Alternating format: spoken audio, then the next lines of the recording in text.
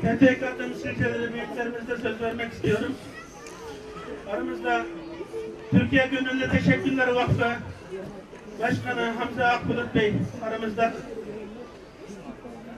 Eğer gitmediniz var mıdır? Uluslararası Hukukçular Birliği Başkanı Necati Ceylan. Baldırım ben kotamı baldırım bak işte. Ben kotamı aynen tozsan bana aldım.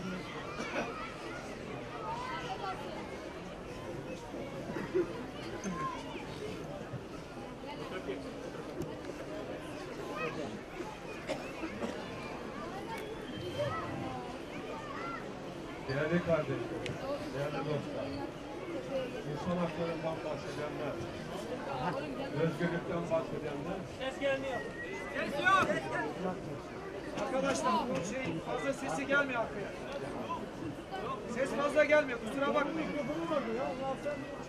İnsan haklarından bahsedenler, özgürlüklerden bahsedenler, Türkistan'daki katliama, Türkistan'daki insanların özgürlüklerinden, insan haklarından bahsetmiyorlar. Demek ki oluyor ki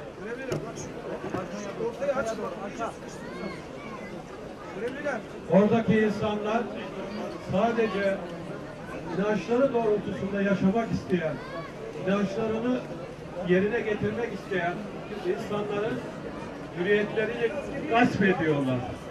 Ama bütün dünya bunu seyrediyor. Bütün insan hakları kurumları, Birleşmiş Milletler seyrediyor.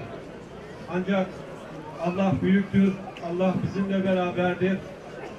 Bu sadece Türkistan'da veya buradaki Türkistanlıların davası değildir. Bu hepimizin davasıdır. Türklerin davası, İslam ümmetinin davasıdır, ümmetin davasıdır. Tekbir! Allahu Ekber! Allahu Ekber! Allahu Ekber! Kardeşlerimiz orada esaret içinde katledilirken bizlerin Allah nazarında sorumluluğumuz vardır. O yönden inşallah bir gün Türkistan'la bağımsızlığını, özgürlüğünü yaşayacağız. Eğer yaşamazsak o zaman biz de özgür değiliz. Onun için dua edelim.